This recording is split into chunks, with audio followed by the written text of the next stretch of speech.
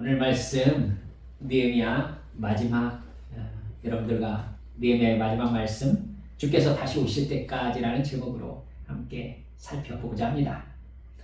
느헤미야를 이렇게 살펴보니까 역대 이스라엘의 어떤 믿음의 왕들과 비교를 해도 전혀 뒤떨어지지 않는 대단한 통치력과 기획력과 리더십을 발휘한 어떤 대표자 리더라는 것을 알 수 있습니다.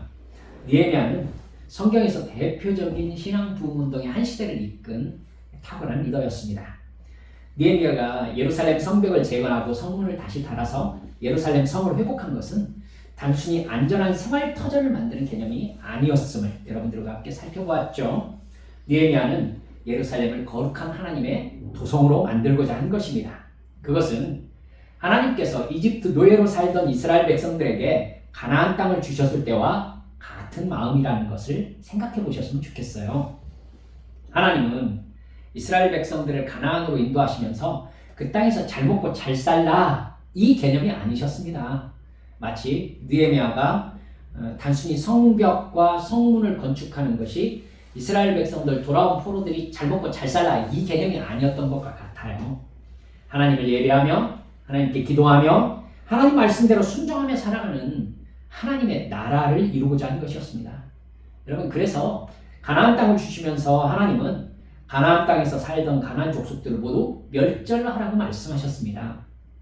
그들은 이미 하나님 보시기에 절멸 심판을 받아야 할 만큼 죄로 가득한 사람들이었기 때문입니다. 그들은 우상을 숭배하면서, 여러분 기억하세요, 돈과 힘으로 통치하는 죄악의 나라를 이루고 있었기 때문입니다. 사랑하는 여러분들, 지금 세상과 다르지 않다는 것을 생각하시라고 제가 강조해서 말씀을 드리는 것입니다. 여러분도 아시다시피 우상은 인간이 만든 것입니다. 돈과 권력을 이용해서 소유하고 지배하는 인간의 죄성을 옳다고 해주는 신이 우상입니다. 여러분 다시 말씀드릴게요. 돈과 권력을 이용해서 소유하고 지배하는 인간의 죄성과 행동을 옳다고 해주는 신이 우상입니다. 그 우상을 숭배하는 종교가 우상 숭배 이방 종교입니다.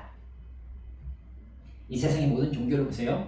모두 돈과 권력을 가지는 것을 신의 축복이라고 가르칩니다. 어떤 무당이나 어떤 종교도 트럼프나 일론 머스크에게 옳다 그르다를 말하지 않습니다. 그럼 제가 설교를 준비하면서 유튜브에서 몇 차례 무당이 점을 치는 영상을 제가 한번 찾아보았습니다. 무당이 점을 치는 무당의 레파토리는요 전혀 다르지 않고 다 똑같습니다.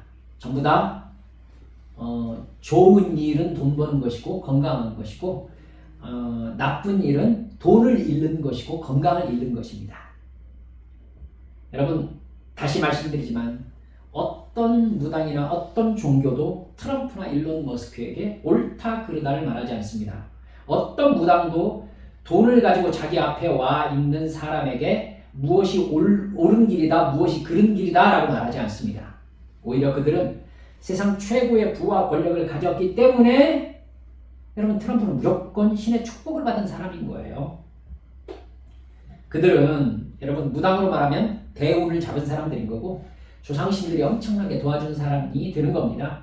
절대 죄를 말하지 않습니다. 돈을 말할 뿐입니다. 사탄은 사람과 상황을 판단할 때 절대 죄를 말하지 않습니다. 돈을 말합니다. 권력을 얘기합니다. 그게 인간의 최종적인 욕망이기 때문입니다. 그래서 사람들은 어느새 돈과 권력을 가진 사람들은 어느 정도 죄를 지어도 괜찮은 특권을 가진 사람인 것처럼 여겨줍니다. 예전의 왕들은 사람을 죽여도 처벌받지 않았습니다. 북한의 통치자는 사람을 죽일 수 있는 생사여탈권을 아직도 가지고 있지 않습니까? 유전무죄, 무전유죄인 세상은 예나 지금이나 그 정도만 오르내렸을 뿐 어디서나 비슷합니다. 그런 세상에서 옳다는 것은 돈을 많이 가졌다는 것이고 그르다는 것은 돈이 없다는 겁니다. 세상 사람들은 거의 모두 그것을 받아들이고 살고 있습니다. 하지만 그것을 받아들이지 않는 분이 있으니 이 세상과 인간을 만드신 하나님이십니다. 하나님은 그런 개념으로 선과 악과 돈과 권력으로 권력을 자기가 가진 돈과 권력으로 결정할 수 있다고 생각하는 것을 아주 싫어하십니다. 여러분, 그게 죄예요. 하나님께서는 그 사회가 되어 있는 가나안을 진멸하라고 하셨어요. 돈과 권력을 가진 사람은 폭력적으로 자기의 이익과 쾌락을 가질 수 있다는 것을 하나님은 인정하지 않습니다. 여러분, 우리는 인정해요. 돈을 많이 가진 사람은 그 돈으로 폭력을 행사할 수 있습니다. 여러분, 말씀드렸지만 굉장히 그냥 시키면은 폭력적인 일을 돈을 주면서 시키면 대가가 되잖아요. 그러니까 돈을 많이 가진 사람일수록 그 돈으로 폭력을 얼마든지 행할 수 있는 구조가 세상에서는 이미 형성이 되어 있는 겁니다. 근데 하나님의 나라는 돈과 권력이 선과 악을 결정하는 나라가 아닙니다. 하나님 나라의 선과 악은 하나님이 결정하십니다. 여러분, 그걸 상징하는 게 뭐죠? 선악과입니다. 선악과. 선악을 알게 하는 나무의 실과를 사람이 먹었다는 건 무슨 뜻이죠? 선과 악을 내 이익에 따라서 결정하겠다는 것입니다. 그러니까 선악을 결정하는 나무가 인간 바깥에 나무의 열매 형태로 있었다는 것은 선과 악의 결정권이 인간에게 있지 않았다는 것을 의미해요. 그걸 여러분, 하나님께서 지키라고 말씀하셨어요. 그걸 따먹으면 안 된다. 따먹는다는 건 무슨 의미예요? 선과 악을 내가 결정하겠다라는 얘기가 되는 것이니까. 그것이 여러분 죄인 겁니다. 선과 악은 하나님께서 결정하셨습니다. 그리고 그 선과 악을 정하신 하나님의 기준에 인간은 따르는 존재로 창조된 거예요. 근데 아담과 하와는 선과 악의 기준을 자기 안으로 두려고 한 것입니다. 열매를 따먹은 거죠. 그래서 그 다음부터 내가 이익을 보는 것을 선으로 하고 내가 이익이 없거나 힘든 것을 악으로 결정한 것입니다. 그 본성이 우리 인간에게 죄의 본성으로 쭉 이어진 거예요. 여러분, 그렇기 때문에 그 죄악의 본성을 가진 우리들은 하나님의 말씀에 순종하려면 하나님의 말씀과 부딪히는 인간의 죄성에 깃든 폭력 본성을 죽여야 합니다. 자기 존재를 지탱하는 것이 돈이나 권력인 사람은 그걸 가지고 있지 못한 사람을 당연히 비웃겠죠. 여러분, 상대적 우월감을 가지고서 갑질을 하겠지요. 여러분, 어린 아이를 보세요. 덩치 크고 힘이 있으면요, 조그맣고 힘이 없는 아이를 여러분 괴롭힐 권리를 가지고 있는 것이냐 행동합니다. 너는 나보다 약하잖아. 그러니까 너는 나에게 폭력적인 대우를 받아. 여러분, 이게 인간의 본성이에요. 애들에게 누가 그걸 가르쳤을까요? 인간의 본성적으로 조상부터 흘러내리는 죄악의 본성이라고요. 그게. 여러분, 그렇게 해서 자기가 가진 것으로 상대적 우월감을 누리면서 갑질을 하고 폭력을 행사하고, 여러분, 누구도 그것이 없으면 살 수 없는 돈과 권력을 가졌으니까 폭력적인 방법으로 상대방을 자기에게 복종시키려고 하는 것입니다. 그런 세상은요, 본질적으로 인간성이 상실되게 되어 있습니다. 그런 세상은 결국 하나님이 심판하시는 죄악으로 가득 차게 되는 것입니다. 돈이 사람의 가치를 결정하겠죠. 돈과 권력으로 선과 악을 자신이 결정하면서 살 수 있습니다. 여러분들께서 모두 돈을 벌시면서 회사에 다니시고 계시겠지만 그 회사의 선과 악은 누가 결정합니까? 대표이사가 결정하는 거예요. 여러분, 본질적으로 그런 사회는 절대 하나님을 믿거나 순종하지 않습니다. 선과 악을 내가 결정해야 된다라는 본성을 가지고 있는데 하나님께서 선과 악을 결정하신다라고 하면 누가 그걸 따르겠어요?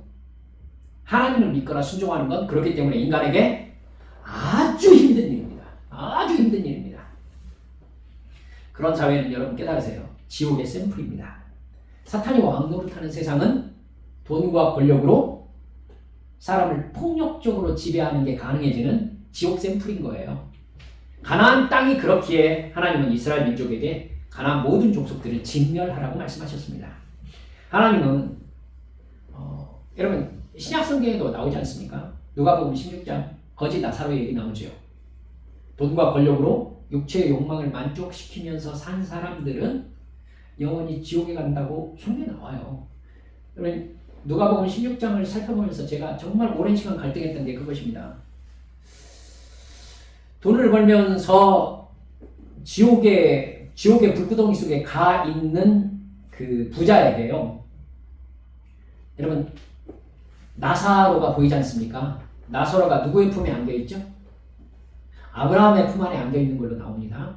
여러분, 아브라함의 품 안에 안겨 있는데 아브라함이 부자에게 뭐라고 얘기하죠? 그거 깨달아야 돼요. 부자에게 뭐라고 얘기해요?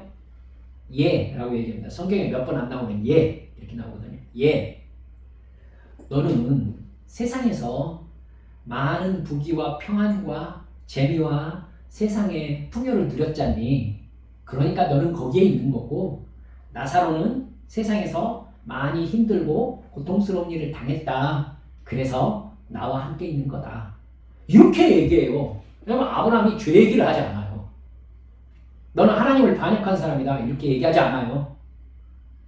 그럼 아니, 돈 많이 벌어서 내가 버는 걸로 잘 먹고 잘 산 게 죄입니까? 목사님들이 이 부분에 대해서 어렸을 때부터 저에게 절대 가르쳐주지 않았던 것 같습니다. 여러분, 깊이 그 성경 보시면서 묵상하십시오. 분명히 아브라함은 이 악한 사람이다라는 정죄가 없습니다. 그가 지옥에 가 있는 까닭은 이 세상에서 네가 풍요와 돈과 권력이 주는 혜택을 많이 누린 사람이기 때문이다. 여기에 포인트가 있어요. 예수님이 하신 말씀입니다. 이게. 사랑하는 여러분들, 그렇기 때문에 제가 어려운 거라고 말씀드리는 거예요. 그냥 이 세상이 흘러가는 대로 돈 벌고 열심히 경쟁해서 이긴 사람으로서 돈이 주는 행복을 내가 즐거움과 쾌락을 누리면서 사는 것, 여러분, 이것이 하나님 보시기에는 지옥에 갈 충분한 죄가 된다는 것 아시겠죠? 그래서 하나님은요, 오히려 여러분, 고아와 과부와 가난한 자와 나그네의 하나님이라고 계속 말씀하시는 거예요. 내가 부자의 하나님이라고 말씀하신 부분은 성경에 한 군데도 없어요. 한 군데도 없어요. 여러분, 말씀드렸잖아요. 가난하게 된 사람들을 생각해 보면 그 사람이 가난한 이유가 있잖아요. 여러분, 이 세상에 나오는 성공한 논리 가지고 얘기해 보세요. 여러분, 열심히 일하지 않으면 가난해져요. 그쵸? 게으른 애가 가난해지는 겁니다. 여러분, 당연해요. 근데요, 성경은 그 얘기는 딱 빼놓고요, 뭐라고 얘기하느냐면은 그냥 이를테면 게을러서 가난해진 애는 빼고 가난한 자의 하나님이다 라고 얘기한 게 아니라 그냥 무조건 나는 가난한 자의 하나님이다 라고 얘기를 하세요.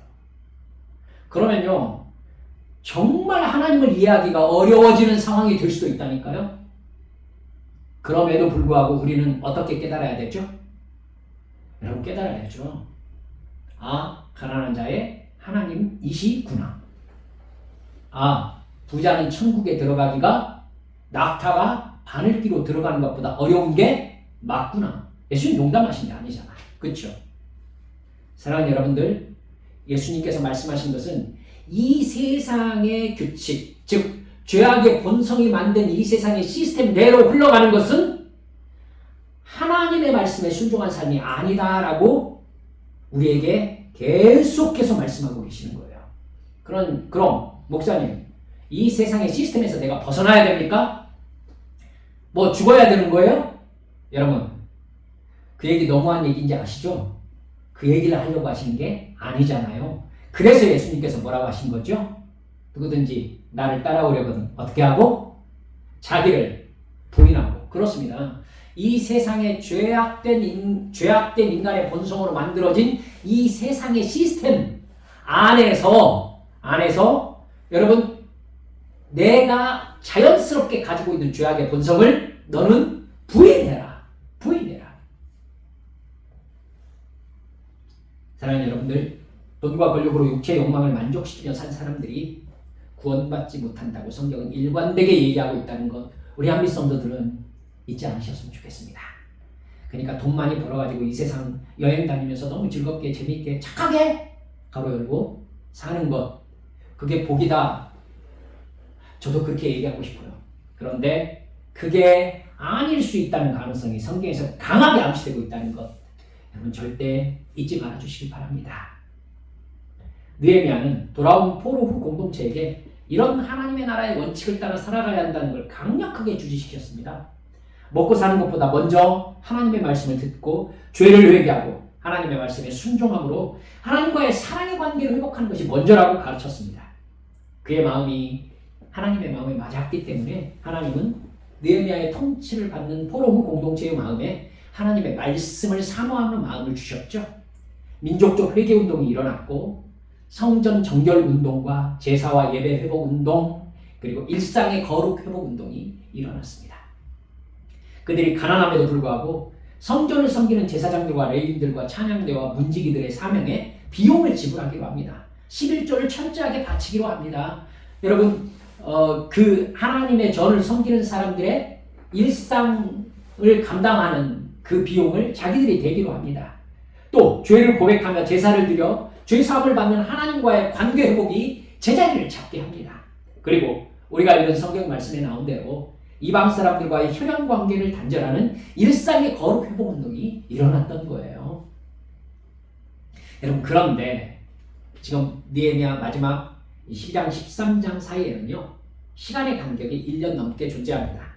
느헤미야가 예루살렘 성벽과 성문 공사를 다 마무리하고요, 제사장과 레위 사람의 제도가 제대로 시행되도록 11조와 헌물과 제사 제도를 다 하나님의 율법대로 제자리를 잡게 했잖아요.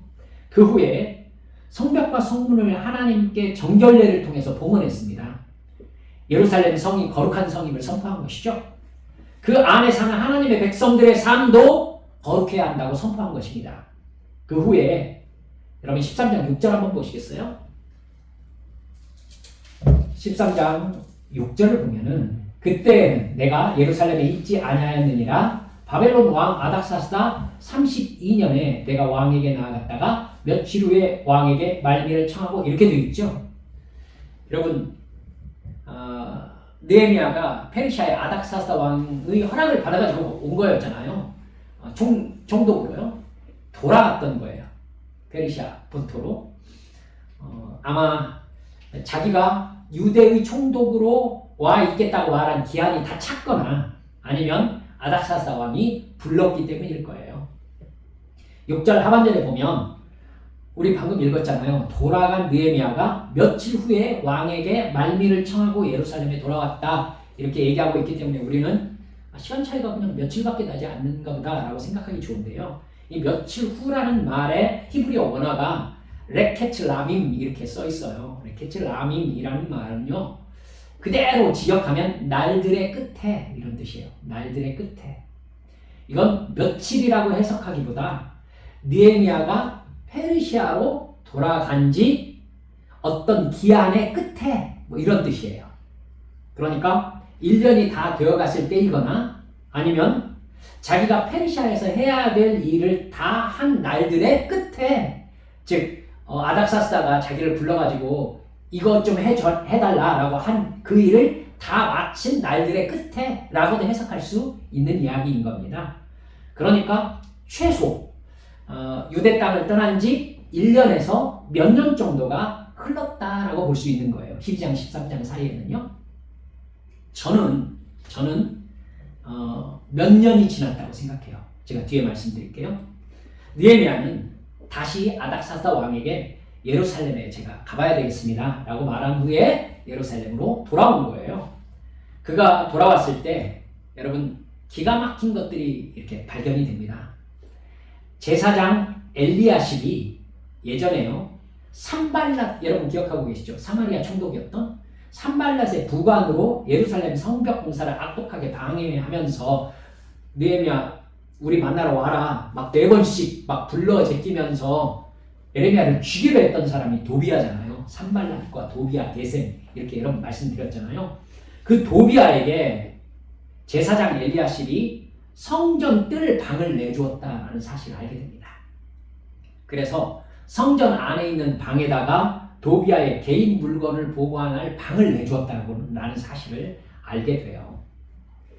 여러분, 제사장이 성전을 정결하게 지키지 않은 것입니다. 이방인에게, 여러분 원래 그 방은 11조와 제물들을 보관하는 성전 방이었거든요. 그 성전 뜰 방을 이방인 도비아에게 개인 방으로 내줄 수가 없거든요.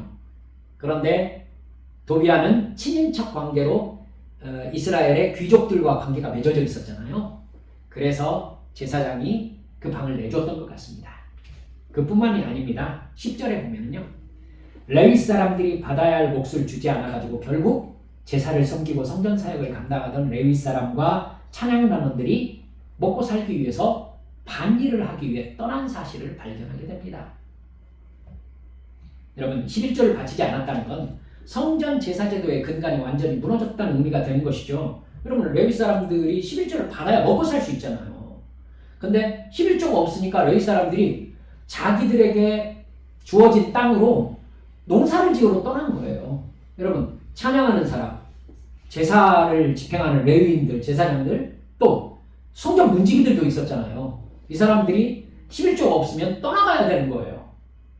15절에 보면요, 15절에 보면 유다 사람들이 안식일에 술틀을 밟고 곡식단을 운반하고 안식일에 예루살렘에 들어와서 포도주와 포도와 무화과와 여러 짐을 거래하는 걸 또 발견하게 됩니다.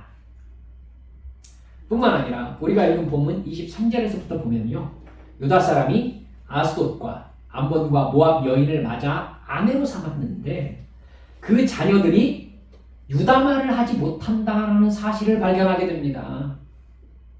여러분, 이 사실 때문에 저는 느헤미야가 떠난 지 몇 년 후가 지났다라고 보는 겁니다. 여러분, 아이가 이방인과의 결혼으로 태어난 아이가 유다 말을 하지 못한다. 이건 최소한 이 아이가 유년이 되었다라는 의미가 되잖아요. 그렇기 때문에 느헤미야가 예루살렘에 있었으면 이걸 허용을 안 했을 거거든요. 허용을 안 했는데 느헤미야가 떠난 사이에 이방 결혼이 이루어지고 아이를 낳았는데 이 아이가 유다 말을 하지 못하는 상황이 돌아온 느헤미야에게 발견된 겁니다. 이래서 저는 지금 느헤미야가 몇 년 있다가 돌아왔구나라고 보고 있는 겁니다. 28절에 보면은요, 대제사장 가문의 사람이 느헤미야를 죽이려 했던 산발랏과 여러분 사위 관계가 되죠. 이거 뭐 느헤미야가 9장 10장에서 그렇게 하나님의 말씀을 사모함으로 듣고 애통하고 회개하며 순종을 결단하고 맹세했던 언약들이 완전히 다 무너져 내려버린 것입니다. 하나님의 전을 버려두지 않겠다고 했던 맹세와 약속 다 헛것이 되었습니다. 안식일을 온전히 지키겠다는 약속도 다 무너졌습니다. 이방인과 절교하고 혈연 관계를 맺지 않겠다고 여러분 인을 쳐가지고 맹세했었잖아요. 그것도 다 사라졌습니다. 오히려 제사장과 권력자들이 적극적으로 돈과 권력에 아부하면서 이방 결혼에 앞장서고 있는 것을 다시 볼 수 있습니다. 예배와 제사와 말씀을 사모함으로 그들에게 임했던 신비한 영적인 기쁨 사라졌습니다.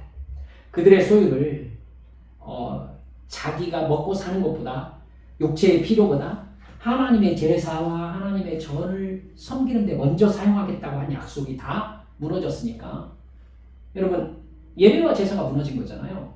그러면 돌아온 포로우 공동체의 이스라엘 공동체성이 다 무너진 것입니다.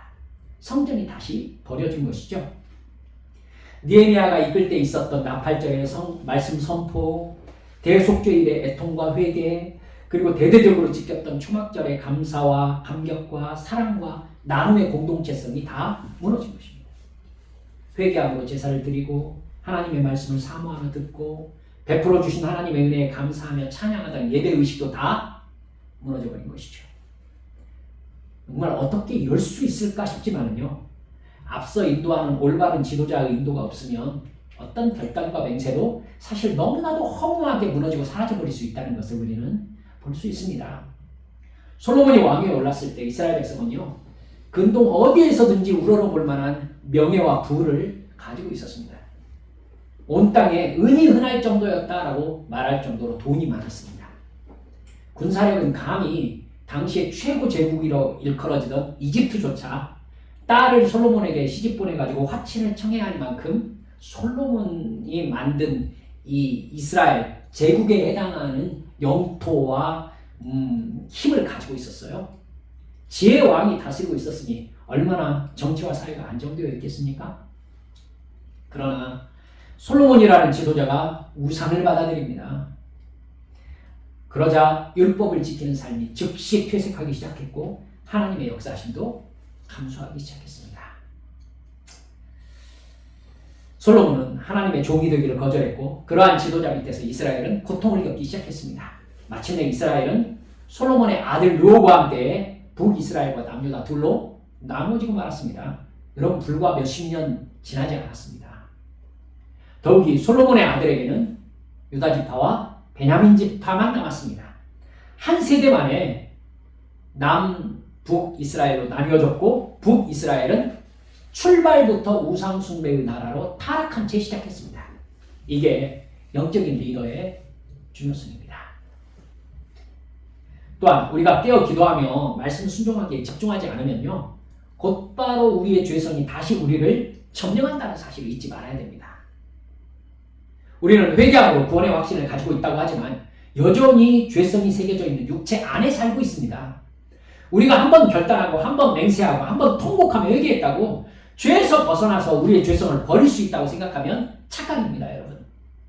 우리가 육체 안에서 이 세상에서 살아가고 있는 이상 우리는 죽을 때까지 죄의 유혹, 죄성의 유혹과 맞서 강하게 싸워야 됩니다. 여러분, 이걸 하기 싫기 때문에 예수님이 어렵다고 말씀드리는 거예요. 이걸 사람의 본성은 하기 싫어한다고요. 사람은 자기 육체의 욕망이 채워졌을 때 좋아합니다. 그리고 복받았다고 생각합니다. 여러분, 내가 바라는 것이 이루어졌을 때 이것을 시험으로 받아들이는 깨어있는 사람 아주 적습니다. 여러분, 돈이 많아졌을 때에 이걸 내가 하나님 앞에 올바로 관리하지 못하면 하나님 앞에 나는 오히려 이것으로 말미암아 죄를 짓게 될 것이다 라고 경성하는 사람 아주 적습니다. 아주 적습니다. 여러분, 요셉이 그가 자기의 욕망을 절제하고 욕망과 싸우는 어떤 영적인 삶을 감옥에서 훈련받지 않았더라면 그가 총리 대신이 된 다음에 형들을 가만두지 않았을 거라니까요. 그게 인간의 본성이에요. 본성이에요. 이 세상에서 자기를 부인하고 자기 십자가를 지고 예수님을 따르는 일 가장 어려운 일이에요. 가장 어려운 일입니다. 우리들은 생각만큼 거룩하지 않습니다. 우리들은 생각만큼 정직하지도 않고요. 생각만큼 은혜를 끝까지 간직하면서 변하지 않는 충성을 여러분 보이지도 않습니다. 시간이 지나면 사랑의 맹세도 희미해지고 십자가의 은혜도 잊어버립니다. 어떻게 해야 됩니까? 어떻게 해야 돼요? 모이기를 힘쓰면서 말씀을 사모하면서 늘 깨어 기도해야 됩니다. 여러분, 그냥 놔두면 하기 싫어한다니까요. 제가 여러분들께 성경 읽으세요. 기도하세요. 예배 나오세요. 자꾸 말씀하시지 않습니까? 놔두면요. 안 하는 쪽으로 흘러가게 되어 있는 게 인간의 본성이기 때문에 그래요. 마지막으로 인간의 연약함과 죄성을 늘 인식하시기 바랍니다. 느헤미야가 돌아와서 발견한 모든 상황은요. 느헤미야의 신앙 부흥 운동과 개혁을 완전히 잊어버린 상황이었습니다. 하나님의 백성이라는 공동체성도 상실한 상태였어요. 느헤미야와 함께 성벽과 성문을 건축하고 신앙 부흥 운동을 일으킬 때에 여러분 그때를 기억해 보면 돌아온 포로우 공동체는 얼마나 조롱과 모욕을 당했었습니까? 성전만 덩그러니 세워져 있을 뿐 삶의 터전은 예루살렘 성벽은 무너져 있었고 성문은 불탄 채로 있었고 경제적으로는 소장농으로 압박을 받고 있었고 자기 몸의 위험을 스스로 방어할 수조차 없는 나약한 상태였습니다. 그런 상태에서 느헤미야와 함께 하나님의 백성이라는 자기 정체성을 바로 세워간 거 아닙니까? 그리고 하나님의 말씀을 따라 살겠다는 맹세를 함께 도장을 쳐가면서 했습니다. 그것들은 자기 아내를 다시 돌려보내는, 즉 이방인 아내는 돌려보내겠습니다 라는 맹세가 포함되어 있었어요. 여러분 쉬워요? 이방인 아내가 낳은 아이는 엄마를 잃는 일이에요. 그리고 자기 아내를 돌려보내는 일이고요. 가정 파괴를 각오할 정도로 절박한 결단이었다는 뜻입니다. 그러나 어떻습니까? 느헤미야가 페르시아로 돌아간 몇 년 사이에 이 모든 결단과 절박한 소망들이 한꺼번에 다 무너져 버린 것입니다. 옛날로 다 돌아가 버린 거예요. 그냥 본생대로 놔두면요 옛날에 그냥 형편없던 죄상을 따라서 그냥 흘러가 버리는 겁니다. 이방인과의 결혼이 다시 시작되었습니다. 정치적으로 여러분 제사장의 아들이 산발랏의 사위가 되다니요. 사마리아에게 정치적으로 예속되기 시작했다는 뜻입니다. 이방 우상 섬기는 종교가 여러분 돌아온 포로 공동체 안에 다시 굳건하게 자리 잡기 시작했다는 뜻이에요. 그 사람들 하나님이 아니라 돈과 권력을 믿고 따르기 시작했다는 뜻이고요. 그렇게 가치관이 바뀌고 세계관이 바뀌니까 안식일 준수와 11조 생활이 완전히 무너져 버렸습니다. 그렇게 성전이 다시 버림받은 것이죠. 그렇게 절박하게 결단했던 그 모든 것들이 한꺼번에 다 무너진 것입니다. 대단하죠. 느헤미야 한 사람 없다고 어떻게 이런 일이 벌어질까요? 이게 사람입니다. 이게 아닙니다 하고 바르게 딱 얘기하고 이걸 끌고 가는 사람이 있어야 돼요. 있어야 돼요. 우리의 죄성이 이렇게 죄에 쉽게 무너질 수 있는 연약함을 가지고 있다는 걸 잊지 말아주시기 바랍니다. 그래서 우리에게는 모든 순간 하나님의 말씀에 자기를 비춰보고 회개하고 의지하고 순종하는 믿음이 정말 중요한 것입니다. 느헤미야 말씀을 마무리하면서 느헤미야의 마음은 처음부터 마지막까지 전혀 변함없음을 보게 되는 게 참 귀합니다. 우리는 주님께서 다시 오실 때까지 그리고 내 육체의 생명이 끝나는 날까지 우리 하나님의 말씀을 끊임없이 듣고 읽고 기도하며 내 죄사함의 확신과 성령의 감동 아래서 살아가야 됩니다. 내가 살아있는 지금 이 순간이 하나님과 어제보다 더 가까운, 즉 하나님과 가장 가까운 시간이 되어야 되는 겁니다. 느헤미야처럼 하나님의 나라와 의의를 바라면서 하나님 나라의 원칙대로 생각하고 말하고 행동하면 분명히 우리 삶은 하나님이 복 주시는 그릇으로 살아가게 될 것입니다. 그러면 우리는 하나님이 주시는 돈과 건강과 관계를 내 육체의 욕망을 충족시키면서 갑질하는 데 사용하지 않게 될 겁니다. 하나님의 복음을 전하는 수단으로 하나님께 드릴 수 있게 되는 것입니다. 하나님께서 영광을 받으시면서 잘했다, 착하고 충성된 종이여 칭찬하시지 않겠습니까? 우리가 천국에 가서 저는 그 생각을 해봤습니다. 느헤미야 만나겠죠. 저는 참 이 느헤미야, 에스라 그 포로 후에 있었던 일들 이렇게 살펴보면서요. 저 이분들 천국에 가가지고 새삼스러운 눈으로 바라보면서 인사를 나누고 싶은 생각이 진짜 들었습니다. 참 멋지던데요. 인사하겠죠. 그때 느헤미야가 우리에게는 뭐라고 할까요? 세상에 계실 때 멋지게 살아내는 것 저도 여기에서 보고 있었습니다. 그렇게 말할 수 있을 만한, 그래서 서로 어깨 두드리면서 참 멋지게 살아낸 순종의 삶을 축하할 수 있는 천국에서 반가운 만남을 맞이하실 수 있는 우리 한빛 성도들 모두 되어주시기를 주 예수님의 이름으로 축원합니다. 함께 기도하십시다. 사랑하는 여러분들, 우리가 느헤미야의 개혁운동과 이게 몇 년 사이에 한꺼번에 완전히 무너져내는 것과 이걸 다시 느헤미야가 와서 붙잡아 일으키는 모습을 이렇게 보면서 내가 진짜 우리 주님을 섬기면서 예배를 가장 귀한 것으로 알고 하나님의 말씀 순종하면서 주님께서 나에게 원하시는 게 무엇일까 이렇게 생각하던 때가 정말 귀한 때구나 라는 걸 다시 깨닫게 됩니다. 지금 어떻게 지내고 계세요? 이제 타협이 익숙해진 그런 시간들을 오히려 보내고 있지 않습니까? 사랑하는 여러분들, 우리 느헤미야가 우리에게 가르쳐주는 대로 이 세상에서 정말 제대로 한번 하나님의 말씀대로 살아가야 되겠다 이렇게 작정하시면서 사셨으면 좋겠습니다.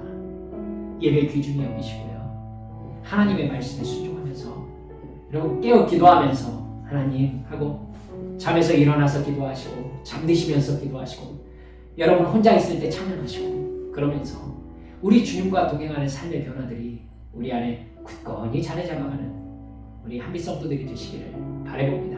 주여 그런 믿음의 삶으로 제게 깨달음 주시고 인도하여 주시라고 이 시간 주님 앞에 함께 통성으로 기도하시겠습니다.